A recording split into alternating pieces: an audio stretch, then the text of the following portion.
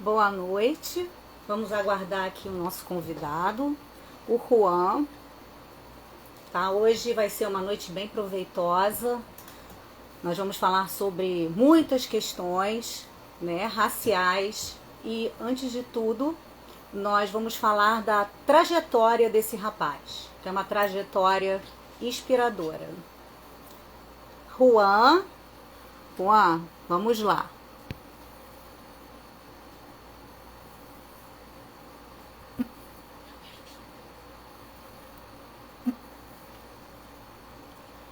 Juan.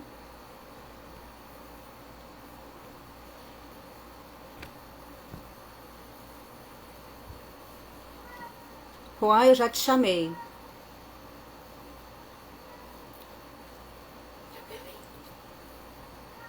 Conseguiu entrar, Juan? Aqui.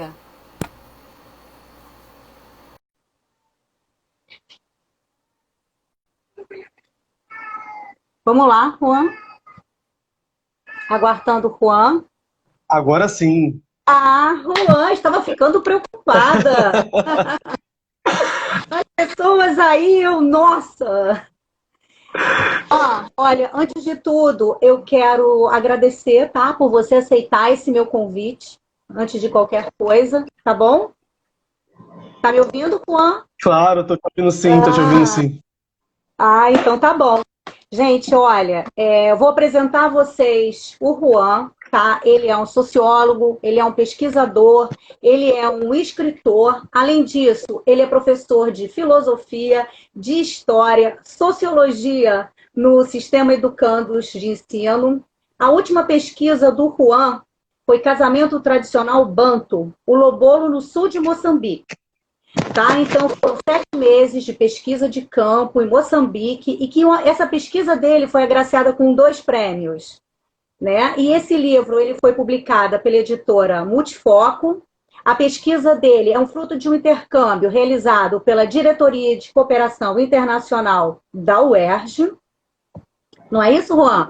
Entre agosto de Sim. 2018 e março de 2019, Juan, ele é mestrando em Ciências Sociais na UERJ, cientista social também pela Universidade do Estado do Rio de Janeiro, pesquisador no Bloco 4 Foundation, promovendo a construção de espaços de pesquisa sobre ativismo, cidadania, políticas sociais em Moçambique, atuando nos programas de pesquisa Ativismo pelo Direito à Cidade, Ra Protestar, que é o nome, Juan?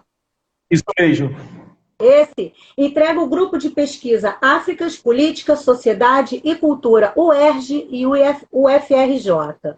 No momento, ele se dedica aos temas de desigualdade, estratificação social, estudos culturais, estudos africanos, sociologia, antropologia das emoções.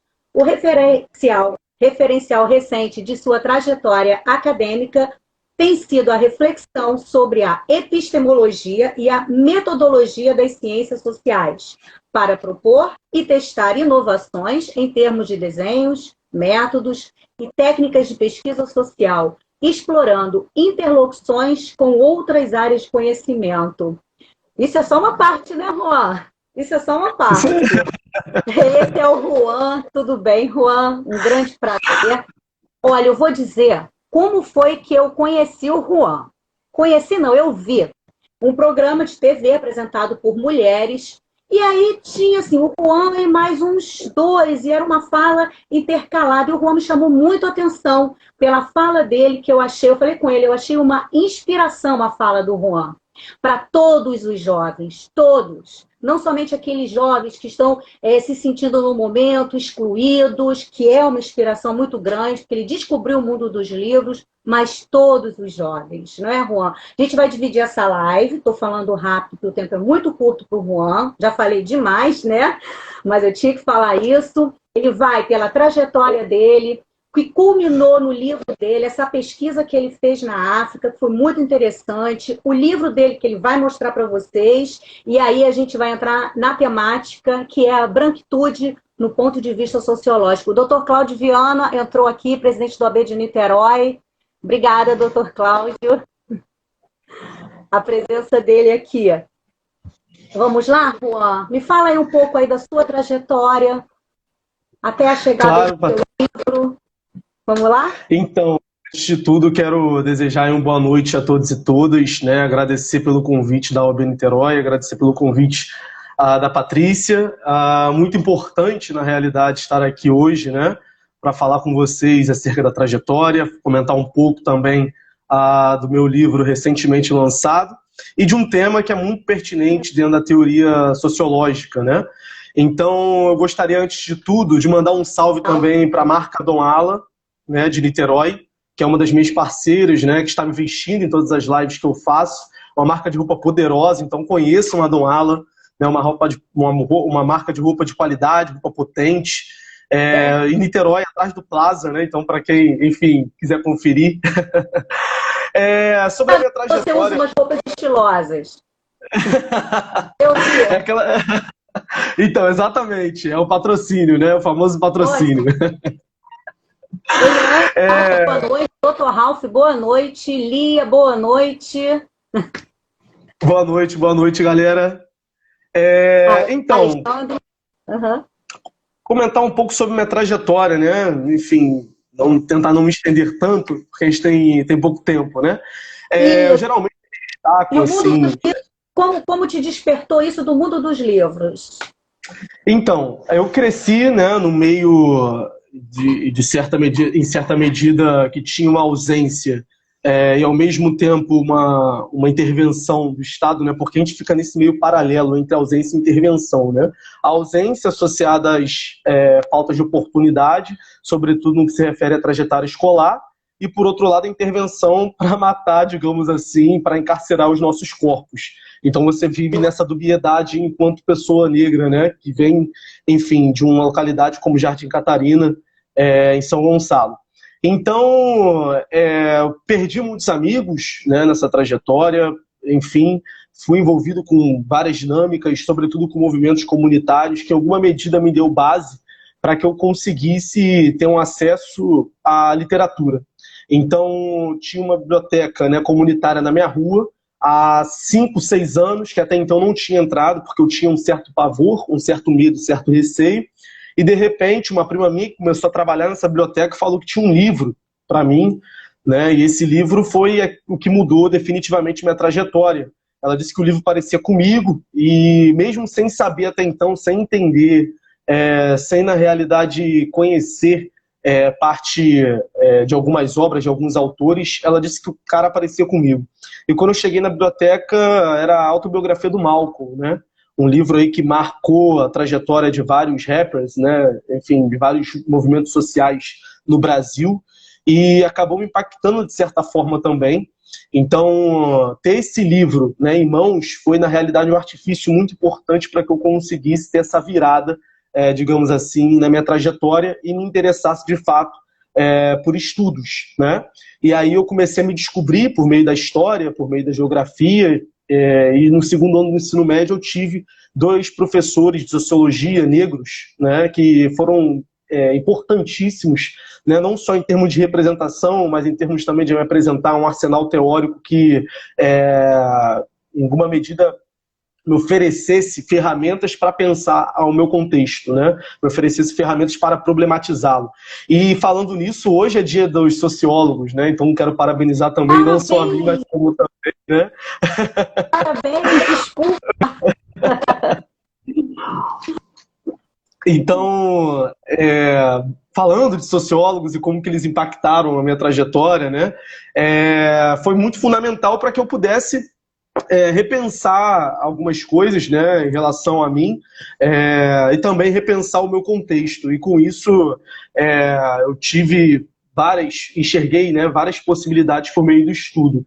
E quando eu comecei de fato a me debruçar, né, sobre aquilo que seria o vestibular, e quando eu comecei a me dedicar a esses estudos, eu consegui obter um certo êxito, que foi a aprovação na UERJ, na UF, e a opção por estudar Ciências Sociais na UERJ, né? Então, assim, muito rápido, enfim, dessa minha trajetória, mais ou menos isso, essa trajetória escolar, né? Agora, em relação ao livro, né, já emendando um pouco, como foi esse trajeto até chegar no livro, né? Na graduação, a gente aprende muito pouco, mesmo sendo ciências sociais, né, história, enfim, humanidades, a gente aprende muito pouco sobre as contribuições civilizatórias africanas, né, e como que elas poderiam, por exemplo, impactar o nosso olhar sobre o mundo, né? E essa é uma crítica que alguns autores, tal como Abdias e Zélia Gonzalez, já faziam. E eu comecei, né, por meio dos grupos de estudo, a refletir sobre o lugar da África, né, e o continente que sempre foi observado de modo muito problemático, né.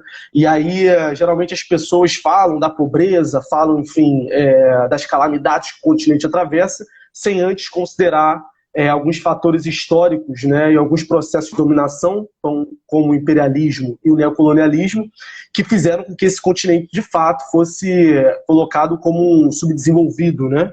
Então, a gente fala muito das condições atuais, mas sem necessariamente falar desse processo histórico que fez com que essas condições existissem verdadeiramente. E aí, com isso, né, a partir dessas críticas, a partir de algumas teorias, a partir de alguns marcos nesses grupos de estudo que eu comecei a frequentar durante a graduação, e que eu acho que isso acontece na vida de muitas pessoas negras, né, frequentar grupos de estudos paralelamente ao conteúdo que você recebe na graduação, fez com que eu, na realidade, procurasse, né, saber mais acerca das relações, né, do continente, mas como também contribuições que os africanos trouxeram para o Brasil, né? E aí, com isso, eu recebi a oportunidade, digamos assim, fui contemplado com uma bolsa de intercâmbio, e eu tive a possibilidade, ora, de optar pelo norte global, né, pelo império cognitivo, de fato, pelos países que geralmente as pessoas... Você está conseguindo me escutar? Tá tudo bem aí? Tá conseguindo? Tá perfeito? Ah, que bom. Uhum. E aí, o que acontece? Ao receber essa bolsa, eu tive a possibilidade de optar, né, pelo norte global, enfim, para realizar estudos e pesquisas em países como Estados Unidos, Canadá, Europa, como geralmente as pessoas fazem, tanto na graduação quanto na pós-graduação. Só que aí eu enxerguei a possibilidade, enfim, de fazer diferente e optei, né, por realizar o intercâmbio, não nessas universidades, né, mas, na realidade, verificar se tinha, de fato, opções no continente africano. E aí apareceu opções como Angola, Moçambique e África do Sul, e por ter, em alguma medida, conhecidos, né, moçambicanos aqui no Brasil, por estudar com pessoas moçambicanas, na própria UERJ, que recebe muitos moçambicanos, eu acabei optando em ir para Moçambique. Só que eu fui para estudar um determinado tema, chegando lá, né, pelo percurso... Teve um professor seu que falou isso, para você ir com a mente aberta, que você tinha uma ideia na cabeça e poderia chegar lá e mudar. E mudou? Perfeito. Mudou inteiramente, né? Eu fui para estudar, na realidade, as contribuições da filosofia africana para o campo sociológico, né? E como que a teoria pós-colonial, por exemplo, ela era, enfim, prescindível, né, nesse trajeto. E acabei me deparando com um casamento, né? Que é o casamento tradicional do sul de Moçambique. Enfim, quando me deparei com esse casamento e com todos os rituais que se inserem dentro do contexto dessa conjugalidade, eu fiquei encantado e falei, cara, nossa, precisamos falar de outras modalidades, de outras formas de conjugalidade, né, para além da ocidental que é apresentada para nós no contexto brasileiro. Mas como fazemos isso, né? Desenvolvendo pesquisas e trabalhos. E aí foi o momento em que eu fiz uma imersão completa, digamos assim, na cultura no sul de Moçambique, mais especificamente com esse recorte no casamento, e consegui fazer a compreensão, digamos, né? Consegui compreender a partir dos meus interlocutores o que significava esse casamento e, consequentemente, a pesquisa foi premiada, né, 2 vezes, como você mencionou, e acabou sendo indicada para livro, né, para ser publicada enquanto tal. E as pessoas geralmente ficam curiosas, né? E eu acabei esquecendo. Peraí, deixa eu pegar o livro aqui para mostrar. O livro, eu falei com você o livro, mas deixa eu falar, é o Casamento Tradicional Banto, é o Lobolo no sul de Moçambique, são 350 páginas, né? Exato, essa obra linda aqui, essa capa maravilhosa. Eu vou querer esse livro. Adianta aqui. A Sônia Prins entrou. Gente, eu quero falar com as pessoas que estão entrando, mas eu não tenho como interromper. Eu estou vendo, tá? Maria de Lourdes, Vanessa, doutor Luiz Flávio. Todo mundo eu estou vendo aqui entrando. Um beijo para vocês. Então, deixa eu te falar aqui desse livro. Explica pra gente o que é o Lobolo. Então, o lobolo é um casamento tradicional de origem banto, né, praticado no sul de Moçambique, onde a prática central envolve dar bens à família da noiva para realizar uma união reconhecida entre os parentes do noivo e os parentes da noiva. Então é algo que aparentemente parece pequeno, né, de poucos significados, mas trata-se de um universo muito complexo. Então o meu livro, por exemplo, como você mesmo disse, tem mais de 350 páginas, né? O lobolo, uma das questões fundamentais é que leva-se em consideração nesse casamento a conexão de uma comunidade de vivos e o universo histórico dos antepassados. Então, por meio do lobolo, procura-se, né, estabelecer uma harmonia social entre vivos e mortos, ou seja, a comunicação entre vivos e seus antepassados, onde é estabelecido, digamos assim, uma garantia material do vínculo espiritual. Então, o lobolo, ele é, em partes, feito para os antepassados do noivo e da noiva.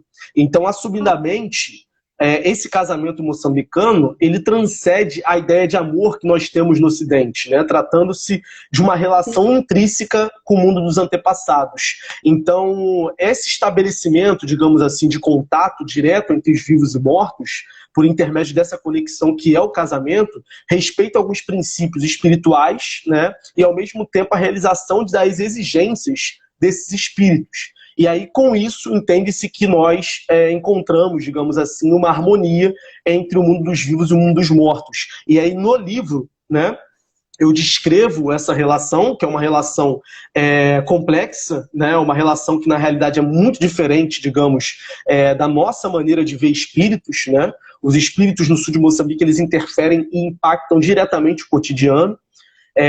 Então, no primeiro momento foi difícil para mim observar e absorver de fato aquilo que eu, enfim, estava enxergando, mas com o exercício de 7 meses de pesquisa eu consegui decifrar, acredito que alguns, né, modus operandi, digamos, desse casamento, né?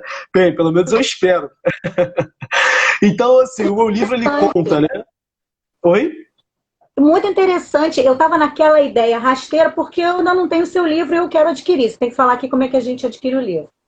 E aí eu falei assim com você, eu falei, é um dote, é muito além disso. É uma coisa também ligada aos antepassados, espiritual. Muito interessante. Sim, sim. Não, e na realidade, não pode nem ser considerado como dote, né? O casamento muçulmano, geralmente, tal como eu observei no próprio contexto do sul de Moçambique, ele tem a prática do dote. Já o lobolo, ele não pode ser considerado como dote exatamente porque procura contrariar uma análise colonial, porque os portugueses entenderam como dote e quiseram banir o lobolo porque entendiam que era um casamento ultrapassado que vendia a noiva. Então, na realidade, o lobolo está para além dessa lógica de venda, tal como os europeus observaram. Pelo contrário, é uma procura de equilíbrio entre diferentes clãs. Porque quando, por exemplo, a esposa ela sai da casa, né, da sua família e integra, portanto, a família do noivo, porque no sul de Moçambique nós temos a patrilinearidade, né? Quando você casa, enquanto mulher, o sobrenome é do noivo. Né, e você vive, portanto, com a família dele. Já no norte de Moçambique, nós temos a matrilinearidade. Ou seja, quando o homem casa com a mulher, ele pega o sobrenome da mulher e, portanto, vive com a família dela. Então, o que acontece? No sul, onde é praticado o lobolo e onde, portanto, tem esse sistema patrilinear, nós observamos uma outra característica, né? Que é uma característica a qual a mulher, quando casa, ao sair da sua casa e ir para a casa do noivo, qual o movimento que acontece? Tem uma ausência. Então essa ausência dela tem que ser suprida com a procura pelo seu irmão mais novo de outra esposa. E aí, consequentemente, você acaba equilibrando, na realidade, os clãs e as famílias, entendeu? Então é muito para além de uma troca. Na realidade, há um simbolismo aí em termos de equilíbrio e de harmonia social. Então, no meio disso tudo, enfim, né, eu procuro, dentro de 4 capítulos, né, descrever todo o lobolo, as suas dimensões e suas especificidades. Para além disso, eu faço um passeio, né, na história do sul de Moçambique, desde o período pré-colonial, antes da chegada do homem branco, até o período pós-colonial, pós-independência, com a descolonização. E eu faço esse passeio por meio do casamento, né, explorando um pouco das contradições e como que esse casamento ele foi sendo reformulado ao longo desse período. E, ao mesmo tempo, eu trago também algumas contribuições para o campo sociológico, discutindo a ideia de tradição né, discutindo a ideia de ciência, enfim, que foi produzida nesse contexto para julgar ou subjugar aquilo que é entendido como tradição. Então, eu faço, no segundo capítulo, por exemplo, uma discussão bem minuciosa sobre o conceito de tradição, que, a meu ver, eu defendo que não existe. Né? O conceito de tradição ele foi criado, na realidade, pelos europeus no processo, na tentativa de se distanciar daquilo que eles entendiam como antigo regime. Então, a tradição ela é uma ficção, na realidade. E aí, no livro, eu exponho tudo isso. E, portanto, o título da obra, como vocês podem observar, Casamento Tradicional Banto, é uma provocação, porque de tradição não tem nada. Né? Então, essa é a grande discussão do livro. Ai, é provocação. Olha, tem um pessoal te dando aqui, parabéns pelo seu dia, Juan. Lude Gonçalves. Olha, quero também aqui a doutora Maria Luísa, presidente da Comissão de Ação Social, a Ingrid, que ela é colaboradora da minha Comissão de Diversidade e Inclusão, que é psicóloga bilíngue.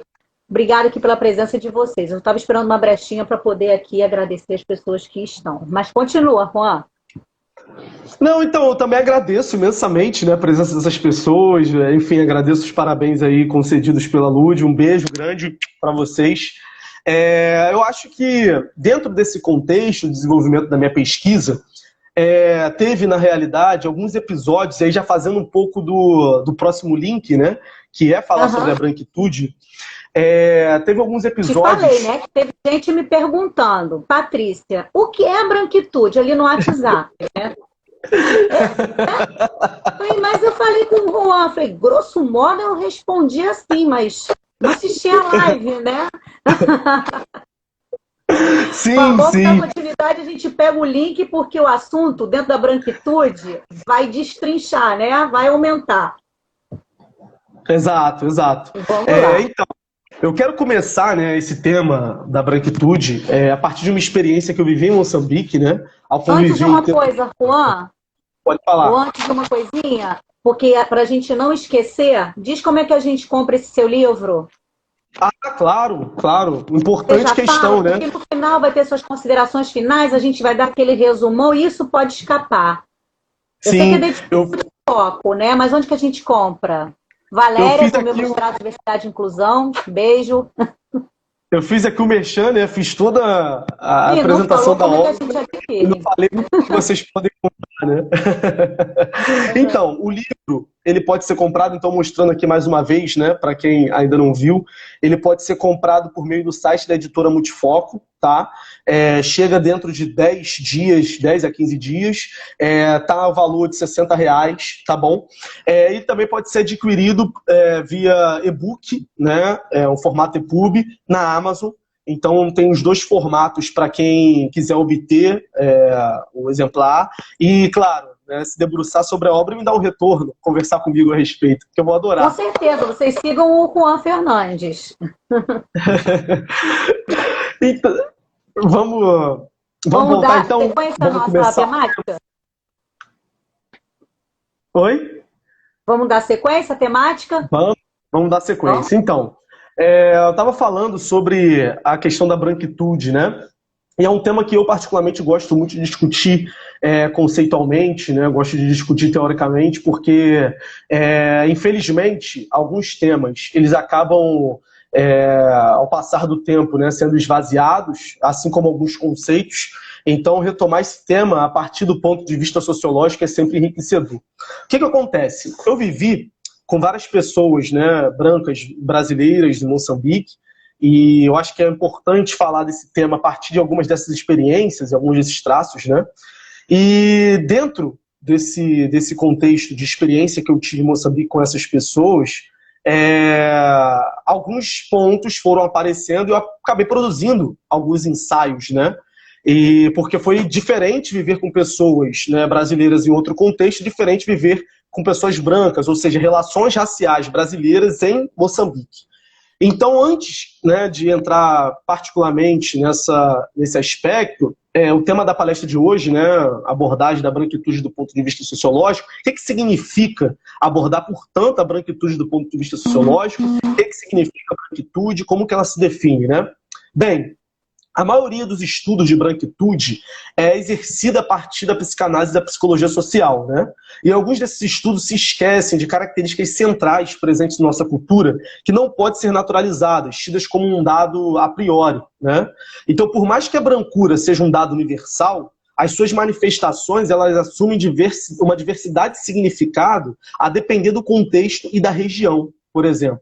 Então, os efeitos psicológicos do racismo, eles são importantes, mas também diversos em suas tecnologias. Então, por isso, eu acredito que a gente depende de um estudo mais situacional de eventos para perceber, por exemplo, as singularidades que a raça assume no Brasil. Então, de fato, assim, a brancura ela passa, né, e pesa, na realidade, a favor dos indivíduos brancos, dado que no Brasil a ideia de pigmentocracia ou colorismo é uma das faces, né, digamos assim, do racismo, na qual sujeitos com diferentes tons de pele são tratados de acordo com os sentidos sociais que seus grupos étnicos têm, né? E nessa lógica é fundamental reconhecer as diferenças da dimensão racial do racismo no Brasil, porque existe uma diversidade de expressões regionais que se materializam de formas diferentes, apesar, né, de um ponto de partida comum. Então as experiências que ocorrem no Sudeste, por exemplo, são completamente diferentes das experiências que nós temos no Norte e no Nordeste. Então, não podemos, portanto, abordar a branquitude, né, abordar o racismo de maneira geral, com uma narrativa homogênea, porque não vai contemplar nossas diferenças e contradições. Então, abordar, por exemplo, o tema da branquitude a partir do ponto de vista sociológico é exatamente perceber que a abolição no Brasil não necessariamente provocou os mesmos efeitos em todo lugar. Em muitos locais continuaram as mesmas relações servis por muito tempo. Então, a abordagem da branquitude do ponto de vista sociológico é atentar-se, portanto, a fatores microsociológicos e como que esses fatores se espelham em visões mais macros estruturais, ou em aspectos mais macros estruturais. Então, isso é muito importante metodologicamente, né? Agora, também retornando um pouco... Não, continua. Continua. Agora, retornando ao ponto, né, da minha experiência em Moçambique que eu havia manifestado, tem um conceito que eu gosto bastante do sociólogo brasileiro Guerreiro Ramos, que é um dos primeiros, na realidade, a investir no tema. Ele vai dizer... Ele tem um livro muito interessante, Redução, como é que é, Juan? A redução sociológica, exatamente. Isso. Então, não só nesse livro, né, mas como também sobre um livro clássico que ele vai escrever de sociologia, ele vai falar sobre um conceito que é um conceito de patologia social do branco brasileiro, né? Então, nesse sentido, o que é a branquitude? Como que ela pode ser considerada como patologia social? Primeiro, ele vai dizer que a branquitude é o traço racial do branco, que é a brancura, que só pode ser entendido no nosso contexto a partir da ideologia de branqueamento, que foi disseminada a partir do final do século XIX e que consistia em entender que os brancos eram superiores, os únicos que detinham, de fato, a humanidade e que poderiam ser considerados, portanto, protótipos universais de ser humano, porque carregavam consigo, a partir de suas características fenotípicas, todos os adjetivos positivos possíveis.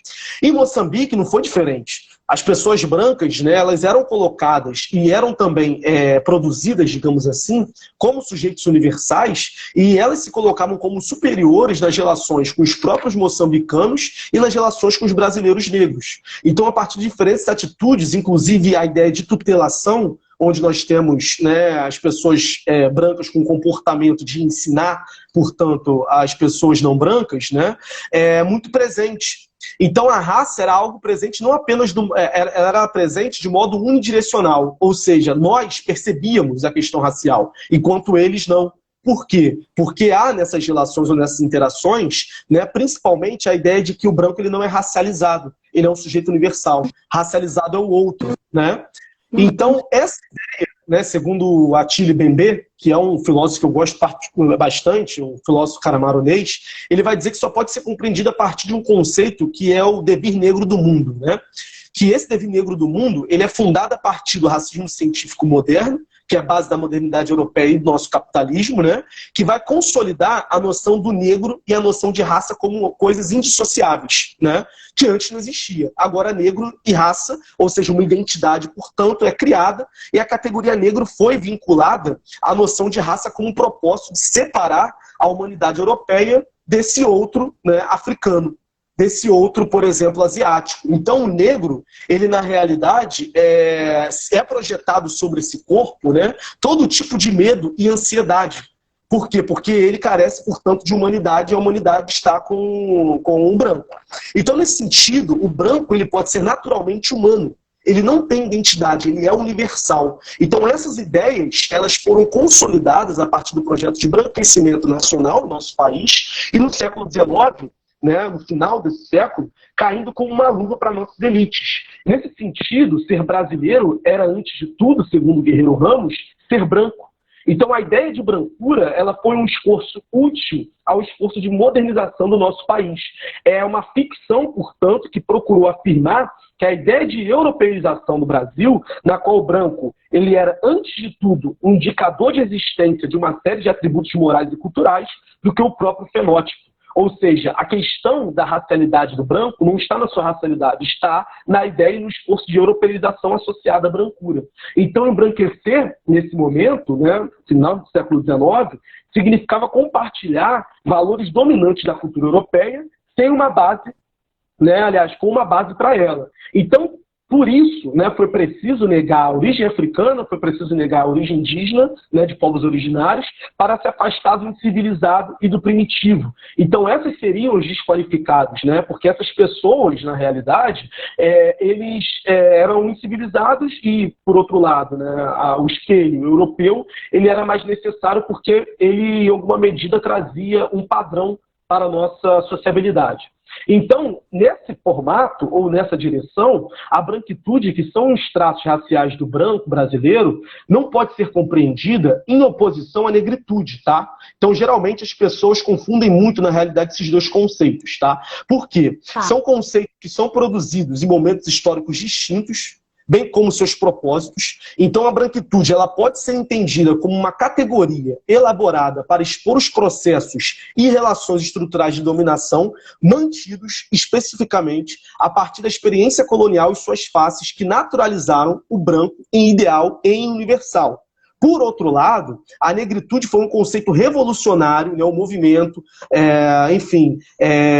produzido por Aimé Césaire e outros filósofos, e que se tornou uma voz ativa no Ocidente, procurando tornar o negro sujeito, não mais objeto da história. Então, a negritude ela procurou instituir sentidos de pertencimento e orgulho negro que o colonialismo europeu arruinou quando construiu o sujeito racializado no Ocidente, que era o sujeito negro. Então, como contraponto à ideia de humanidade, que é a humanidade branca, encarnada pelo branco, nesse processo, os negros foram vistos como outridade absoluta, né? Foram vistos como seres não humanos, uma espécie de semi-humanos. Então, ele aparentava, em sua essência, diferenças escandalosas frente ao humano branco. A negritude ela vem, na realidade, para romper com essa humanidade que é colocada ou encarnada pelo branco, que é, portanto, a branquitude, tal como nós entendemos. Então, eu não sei se fui claro na exposição, vou dar continuidade. Mas vou dar aquele para ver se eu entendi.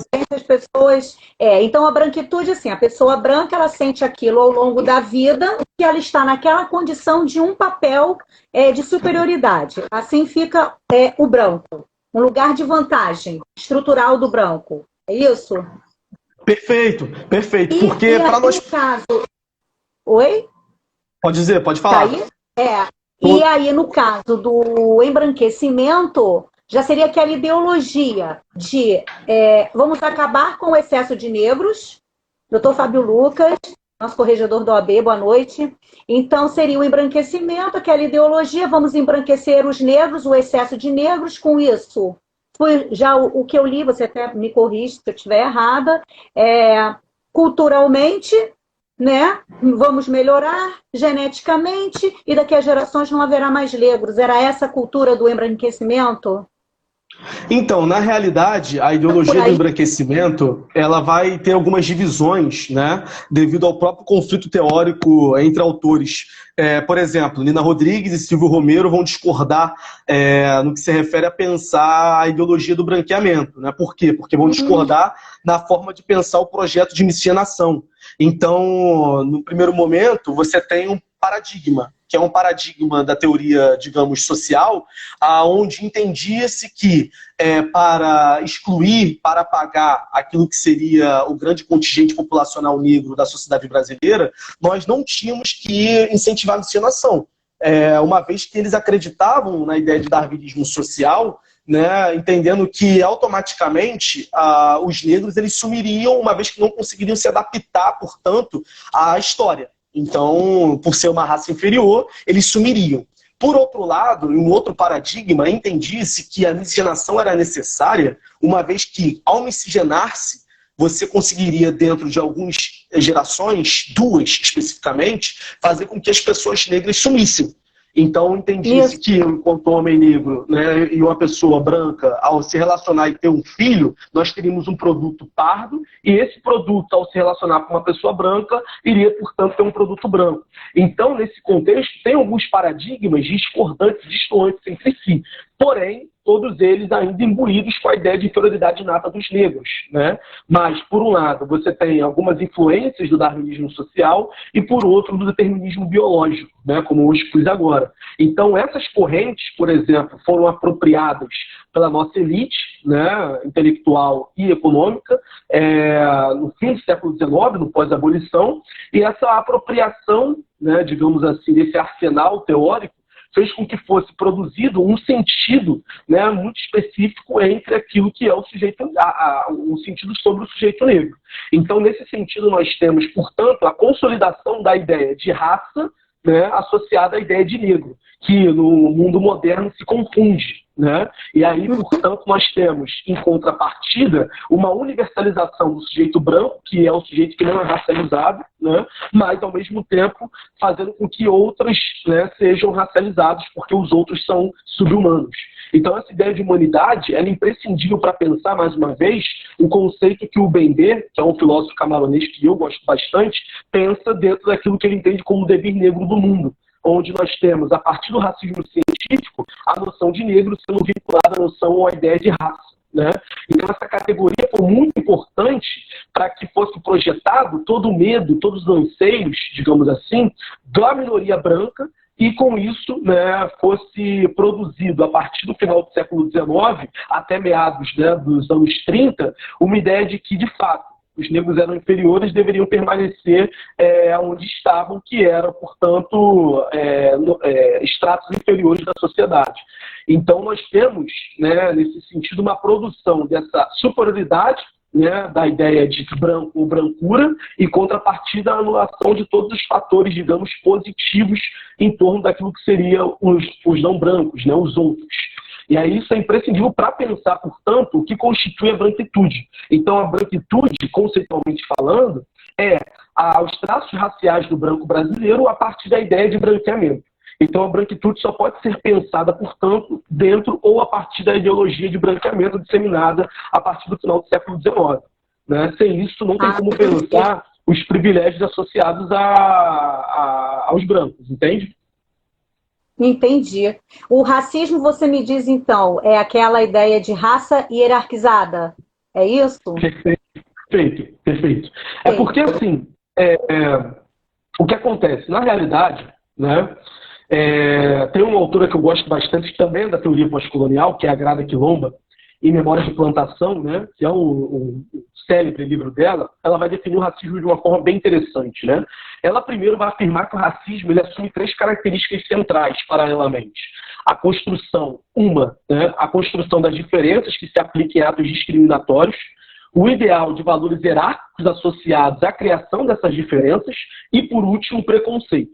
Então, o diferente ou o outro possui uma origem racial a partir do que é entendido como norma. Uma vez que a branquitude é construída como ponto de referência e como norma, tendo poder para se definir enquanto tal, os sujeitos negros, né, seriam os diferentes da norma branca. Então, os negros são produzidos como desiguais por meio da discriminação.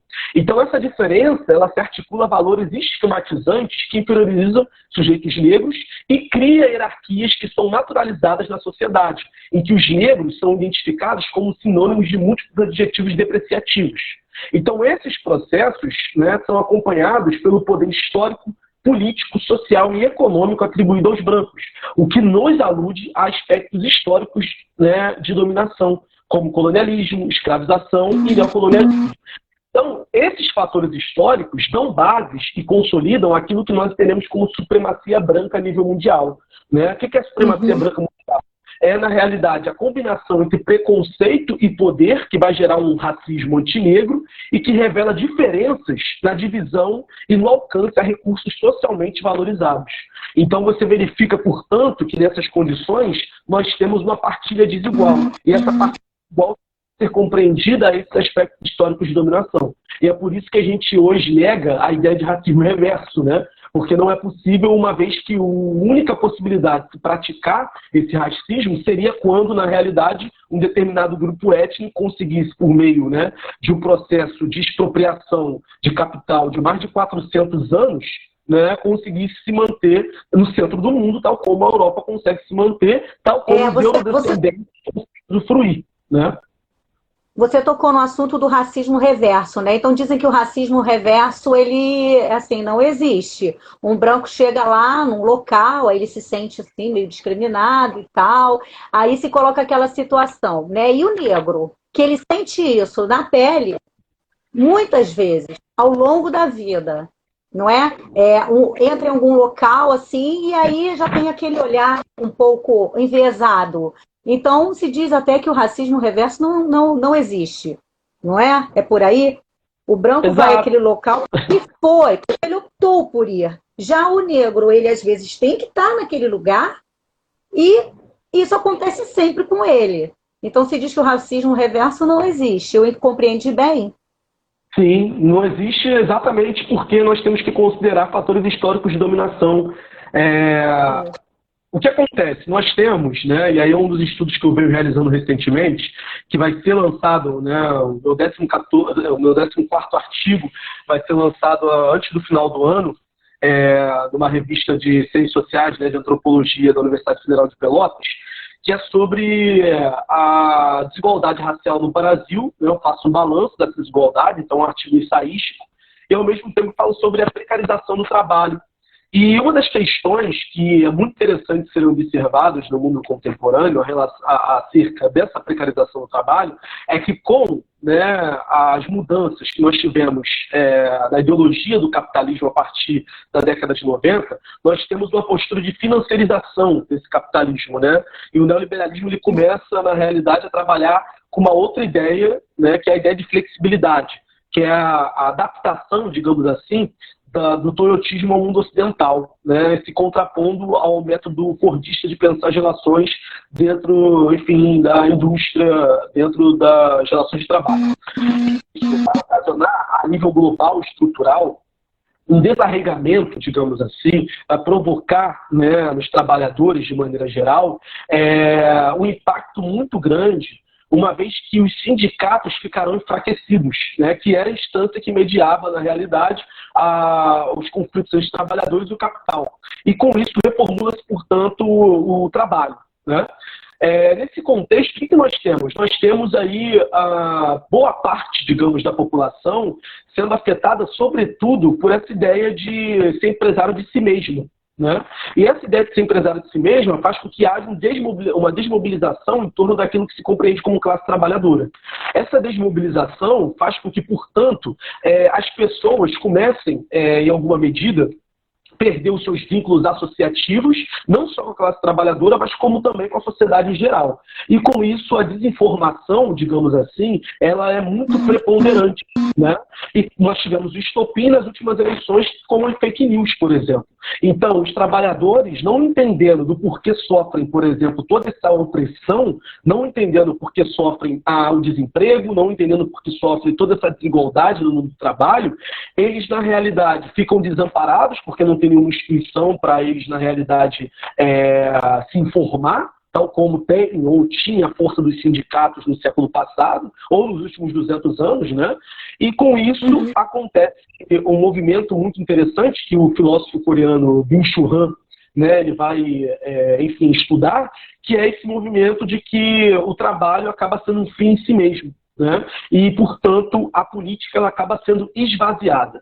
Eu estou falando isso tudo porque, com a política sendo esvaziada, nós temos um processo muito interessante de que as pessoas procuram, portanto, ou são induzidas a procurar algo, né, a culpar pelas suas, na realidade, desigualdades. Elas têm que ter, na realidade, algo para culpar, uma vez que elas não entendem o processo histórico de dominação que está por trás disso, né? E quando o Han faz esse movimento, é muito interessante para a gente pensar a recente ascensão, por exemplo, da ideologia nazifascista no Brasil, né? Que é exatamente você culpar um partido, enfim, você procurar algo ou alguém para culpar pelas atrocidades vividas no cotidiano. Eu estou falando isso por quê? Porque isso está associado também a uma população que é a população branca, né?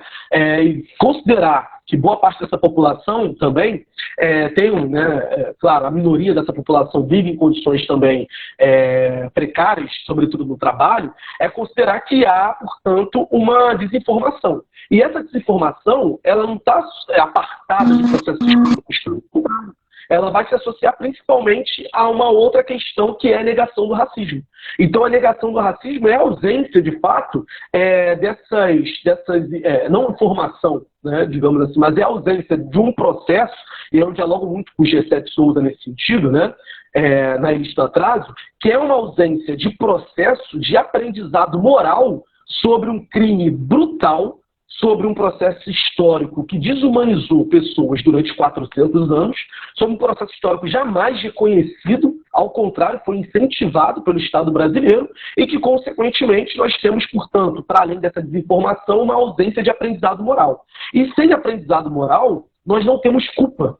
E quando você não desenvolve culpa numa população, você, na realidade, tenta apagar o passado, tal como nossos governantes atuais fazem, né, falando que racismo não existe, na realidade, uma maneira de fazer com que ele continue persistindo na nossa sociedade. Então, você pega, por exemplo, a Alemanha, né, e o que a Alemanha faz em relação ao Holocausto? A Alemanha tem museus. A Alemanha tem várias formas de lidar com o seu passado, fazendo com que o seu passado ele não seja esquecido, trazendo o passado para a atualidade. Nós não. Nós, na realidade, falamos muito pouco sobre esse crime brutal, né, que é o maior holocausto da história, de fato, que é a escravidão negra africana, né, e nós falamos muito pouco sobre como ela reverbera no cotidiano. E sabe o que nós fazemos? Tentamos apagar de modo constante. Aí nós criamos o quê? Museu do Amanhã. Por quê? Porque o brasileiro tem dificuldade de lidar com memória. O brasileiro tem dificuldade de lidar com o passado. Com certeza. O que eu até queria falar com... Até o que eu iria falar com você, nós temos 10 minutos, quase, 13. O que eu queria falar com você em relação ao papel da escola, assim, acho que a escola, porque quando vai falar da época colonização, e aí, os negros chegaram aqui, acorrentados, e aí foram açoitados, aquela condição de subalternidade, é só isso que mostram. Mas por que não contar a história de antes, como eles viviam lá? Os povos, e contar essa história, que é uma história do mundo. Então, isso não é contado. O que sempre é passado e o que as crianças negras enxergam é sempre essa condição de subalternidade. E é isso, né, que deveria, eu acho que as escolas teriam um papel importante também para mostrar. Eu vou falar uma coisa que tem que ser rápido. Quando eu era criança, mas era muito pequena, gente. Eu acho que eu não devia nem ter um entendimento disso. Passou, né, com um seriado que repetiu aquele Raízes, sabe? E não me deixavam ver. Que eu era criança e tal. Sabe como eu acompanhei o seriado? Quieta na cama, eu ouvia o som da TV, assim eu acompanhava e quando aparecia o anúncio. E ali naquele filme, naquele seriado, mostram assim a vida deles antes. Quem ele era. E como ele foi colocado aqui, e a condição. Então, saber o povo negro, saber a sua história, a história dele diante, isso era muito importante. E a gente não vê isso, não é? A gente não vê isso.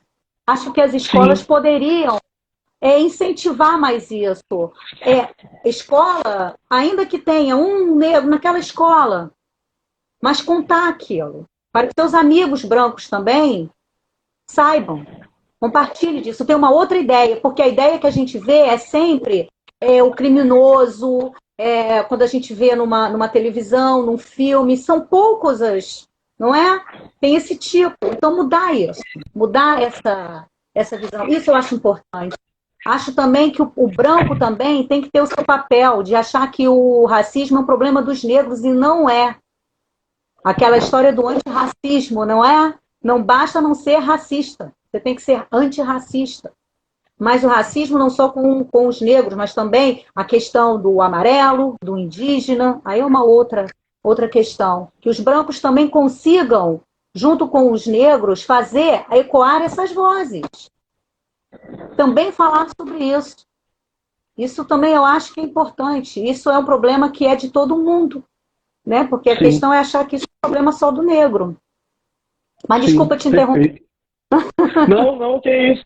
Eu, na realidade, assim, tenho alguns pessimismo, né, em relação à instituição escolar, uma vez que, nesse sentido, eu sou muito bourdieusiano, né? O Bourdieu, o sociólogo francês, o célebre sociólogo francês, ele, na realidade, enfim, dizia que a escola, diferentemente do que é disseminada no senso comum, como uma instituição que visa a educação emancipadora, que visa a igualdade, na realidade, a instituição escolar promove a desigualdade. Ela, na realidade, consolida as desigualdades. Então, na sua obra, né, o Bourdieu, falando sobre as instituições escolares e as desigualdades associadas a ela, ele vai exatamente falar que as instituições escolares, por meio, né, de algumas ferramentas, promove essa desigualdade, e como você mesmo falou, né, ao contrário de falar que a história dos negros, né, a história dos escravizados, principalmente, não começa na escravidão, e é importante salientar isso, a história de um povo ela nunca pode ser contada a partir da escravidão, porque havia algo antes disso, né, só que foi, digamos, um elo perdido. É fundamental, né, mas isso não ocorre. Isso não ocorre, claro, a gente está tentando, por meio de políticas públicas, né, por meio da disputa do próprio direito, fazer com que essas instâncias reconheçam, né, a importância dessas práticas. No entanto, eu não tenho, digamos, muita fé nisso. Eu sou um pouco pessimista em relação à instituição escolar. Então, eu acho que assim, é óbvio que ela tem que ser refletida, sobretudo se quisermos pensar numa democracia, né, de fato, mas eu tenho um certo pessimismo. Eu acho que é importante também ter alguma medida, né, certo pessimismo, para a gente pensar posturas críticas para que consiga, portanto, modificar a instituição escolar. Mas é uma questão de conscientização, aí é que está, da gente conscientizar. Agora tudo bem, época de pandemia, é uma outra situação, mas de ir de lá, de conversar, como eu fui na instituição do IFF, falei de LGBTI+, é de você ir lá, de você falar dos seus direitos, os alunos vão ouvir, e isso aí já faz uma grande diferença. Às vezes uma pessoa falando sobre aquilo já faz uma criança refletir, a se enxergar de uma forma diferente. Perfeito, eu tenho aqui o meu lugar, o meu espaço, eu mereço, eu tenho a minha história. A minha história não vem a partir do navio e da exploração. Não é assim? Exato. Como também os indígenas, né? Tem a questão aí também da etnia que não foi respeitada. E isso tudo, né, serve para a gente comprovar também uma das coisas que eu ressaltei anteriormente, e aí até já entrando um pouco das considerações finais aqui, né? Porque o que acontece? A branquitude, ela na realidade tem que ser entendida como um sistema de poder, que é fundado no contrato racial, do qual todos os brancos são beneficiários por conta de um fator histórico. Temos 5 minutinhos. Só porque eu não quero que corte. Não, claro. Então, nesse sentido, a procura ela acaba sendo um traço inegável e simbólico em nossa sociedade, e os dados atuais que registram as desigualdades validam essa argumentação, né? Então, mesmo em situação de pobreza, por exemplo, o branco tem o privilégio simbólico da brancura, o que não é pouca coisa na nossa sociedade. Então, tentar diluir, por exemplo, o debate sobre raça, analisando apenas a classe social, é uma saída de emergência permanentemente utilizada por pessoas brancas, né? Apesar de todos os mapas que comparam a situação de trabalhadores negros e brancos nos últimos anos explicitem que os negros, por exemplo, encontram um déficit muito maior em todas as dimensões da vida. Então, na realidade, eu costumo dizer que essa atualização da branquitude ela se dá por meio do mito da democracia racial brasileira, que vai dar a base, que vai legitimar a discriminação racial atual. A noção de democracia racial ela tem que ser entendida para além dos aspectos morais, abrangendo técnicas de dominação política, econômica e racial, que cimenta, né, que consolida uma narrativa violenta e uma validação das desigualdades raciais. Por isso, por exemplo, que quando você pega a eclosão do capitalismo no nosso país, ele é marcado pela relação com a ideologia de democracia racial, o que singulariza de fato a formação social do Brasil. Então, quando nós naturalizamos os distintos modos desiguais de vida, falando que não tem racismo no Brasil, que todos nós somos iguais, é exatamente sustentar a premissa do racismo estrutural. Porque a gente valida que, tudo bem, a maior parte das pessoas negras se sujeitar aos trabalhos mais degradantes, tudo bem receber menores salários, tudo bem não frequentar escolas e universidades, tudo bem não exercer função de poder. Então, quando se argumenta, portanto, que não há racismo ou nega-se, a gente nega e fecha os olhos, portanto, para essa estrutura que faz com que essas pessoas... Porque está sempre na questão de vulnerabilidade, o tempo inteiro, não é? Ah, não, todos... Sim, todos. Mas existe a questão do vulnerável. E sempre está na questão da vulnerabilidade. Essa é a diferença que as pessoas têm que entender. Perfeito. Deixa eu ver aqui, nós 5 minutinhos. Pode continuar. Eu controlo porque a gente tem tanto assunto. Olha, eu tinha mais coisa aqui, mas não vai dar tempo. Continua. Tem alguma pergunta, assim? Eu acho que não dá tempo, na verdade, nem para perguntar, né? Mas eu acho que então a gente pode seguir. É a gente dizer que a gente, para ter uma sociedade igualitária, a gente tem que se comprometer de fazer as nossas escolhas de uma forma imparcial. Isso em tudo. Sim. E sermos antirracistas. É isso. Vocês vão entender que a questão não é só para os pretos. É de todos. Preto, Perfeito. branco, amarelo, indígena, é de todos. E é isso. E reconhecer isso já é um grande passo, né? As pessoas não entendem. Não entendem. Hoje eu até passei por uma pessoa, ele é negro, mas ele não entende, ele tem uma visão. É difícil, até um próprio negro. Sim, sim. É difícil. Agora... Estão pedindo, né, outra live. Gente, eu gostaria muito de verdade, mas infelizmente eu tenho compromisso, eu tenho uma reunião de trabalho, né, logo depois. A gente vai fazer o seguinte. Pode fazer mais lives, né? Vamos. Vai entrar aí o ano que vem. O Juan, ele entra em contato comigo quando ele quiser. Comissão de Diversidade e Inclusão, AB Niterói. Fica à vontade. Não é? O ponto que você quiser e a gente vai continuar essa discussão. Sei que você vai ter um novo trabalho e eu quero conhecer, vou conversar com ano que vem eu tô aí. Ano que vem eu vou estar aí pra gente conversar. Todo mundo bem. A gente vai conversar sobre outros temas, né, relevantes, né, para a sociedade. Temas. A gente pode fazer um quadro, Patrícia, assim. Fazer um quadro mensal na OB. Vamos! Tá convidado. Você tá convidado. E você fica à vontade no seu assunto. A gente nem conseguiu acabar aqui. Mas, pelo menos, acho que já deu para dar uma ideia. Faltam 2 minutos. E eu vou agradecer a presença de todos vocês. Muito obrigada. Eu vi o pessoal entrando, eu queria falar, mas eu não podia cortar o Juan. E eu vi aqui os nomes. Eu sei todo mundo que entrou. Agradeço de coração. Não é? O Juan também. E eu vou deixar gravado. Eu quero agradecer também a presença de todos que acompanharam. Mandar um abraço para o amigo Jefferson, advogado. Um abraço para o Wesley Brandão. Eu vi o Jefferson, né? Aí. Falar para vocês comprarem meu livro, tá? Comprem e entrem em contato comigo, tá? Me sigam nas redes também, para vocês verificarem o próximo quadro que eu e a Patrícia vamos criar, um programa na OB aí no próximo ano, tá? Então já fica aí também ativo para o presidente, para as pessoas que estão participando aí.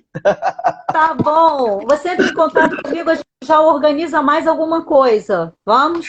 Combinado. Isso. Gente, que bom que foi engrandecedor. Foi engrandecedor. Um beijo. Um beijo enorme. Vou fechar aqui para não cortarem a gente assim de repente. E vou gravar. E a gente se fala aqui depois da live. Tá bom? Tá bom. Um beijo. Beijo grande, João. Um beijo. Boa noite a todos.